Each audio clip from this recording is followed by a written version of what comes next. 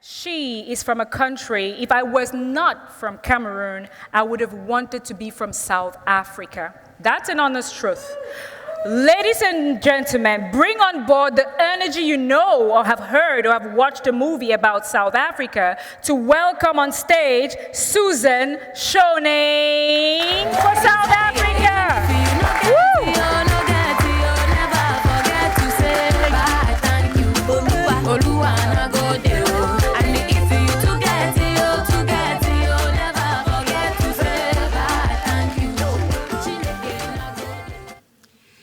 There are moments in our life that we will remember forever. And over time, they become more colorful and more vibrant. And sometimes you just have to close your eyes for a minute and you can remember who was there and what you were wearing and where you were. And one of those moments for us South Africans was the day that Nelson Mandela was released after 27 years of imprisonment. And I remember that day so clearly. It was a Sunday morning, and the sun was hot like it can only be in Africa. And I was having breakfast with friends, but nobody was eating very much because this moment was so important to us all, and we were glued to the television screen. And there, suddenly, there he was. And he had his fist raised in salute, and he had that big Madiba smile. And suddenly, silently, one by one, everybody in that room got to their feet in respect, in unity, in solidarity, in hope. If ever there was a person who had the right to stay angry with life, to withdraw into depression, to pull away, it was this man.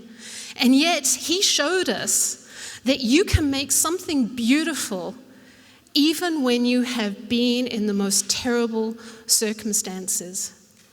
Nelson Mandela said a great many things, but one of the most profound statements he ever made was this: I knew that if I didn't leave the anger and the bitterness behind me, I might be a free man, but I would stay in jail for the rest of my life.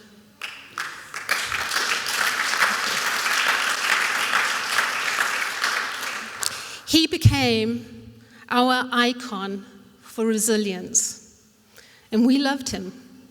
The world loved him.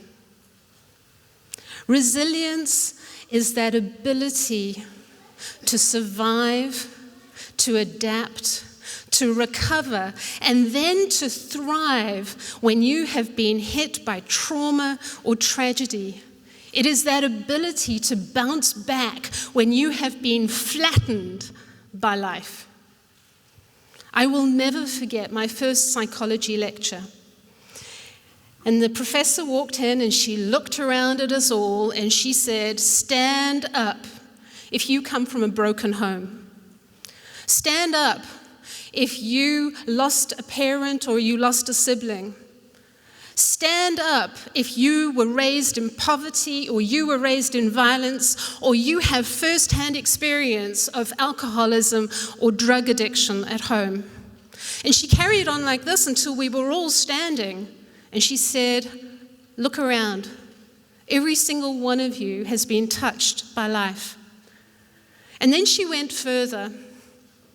And she said, "Sit down if you've ever lost a loved one to suicide, been divorced, been diagnosed with a serious illness. Sit down if you've ever been fired, gone bankrupt. Sit down if you've ever been hijacked, lost a baby." And she carried on until we were all sitting, 198 of us sitting, from the 18-year-old girl straight out of school in Soweto to the 78-year-old Indian grandfather who had decided to study psychology in his retirement, and 42-year-old me. And she said, "Don't ever forget. Everyone has something that has shaped who they are and how they think and how they react to life. When chaos happens, and chances are, somewhere on this crazy journey of life, we are going to have something that really comes out of left field. We have two choices.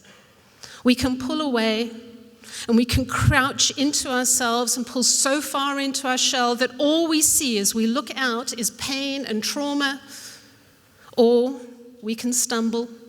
We can grieve, we can weep, and we can wail, and we can rage with the unfairness of it and the injustice of it all. And then we can get up, and we can stand up, and we can face the world again with a wider heart and maybe different eyes. Resilience asks us to lean into the emotion. Now, you know that the world says, come on, get it over and done with, because the world is so uncomfortable with big emotions. But studies by Elizabeth Kubler-Ross, by David Kessler, they tell us that grief is an essential part of the process. The most powerful thing that you can do is to feel it, is to be with it.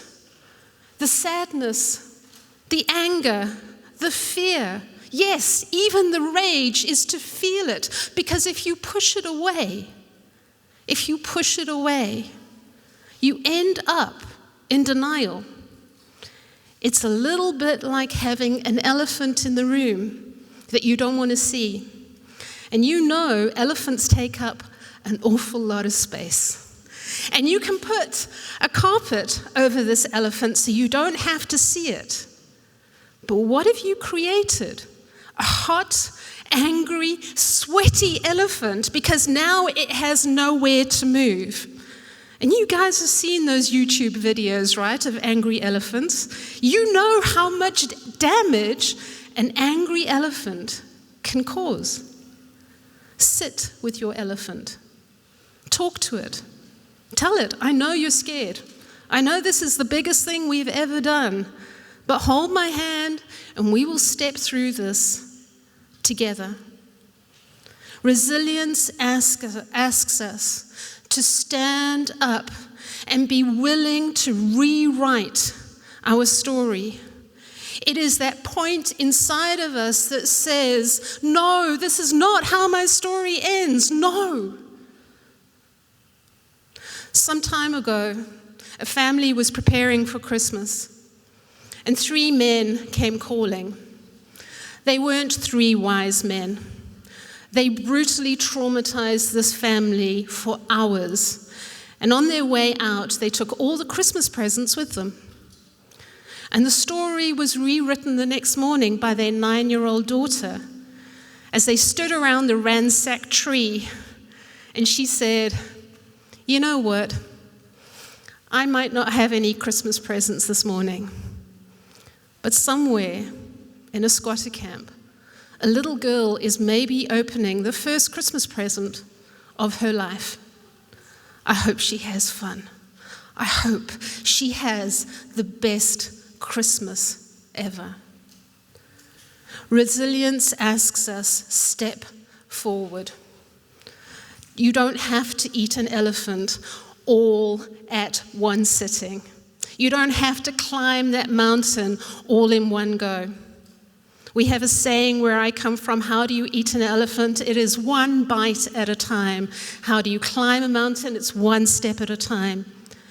One thing, just one thing that you can do to survive this moment. I started with him, and so it's very appropriate that I end with him. Nelson Mandela also said, don't judge me by my successes. Rather, judge me by how many times I fell down and I got back up again. We're all going to fall at some time, so let's make resilience part of the journey. Lean in, stand up, and step forward. Hamburg Ashley. Thank you.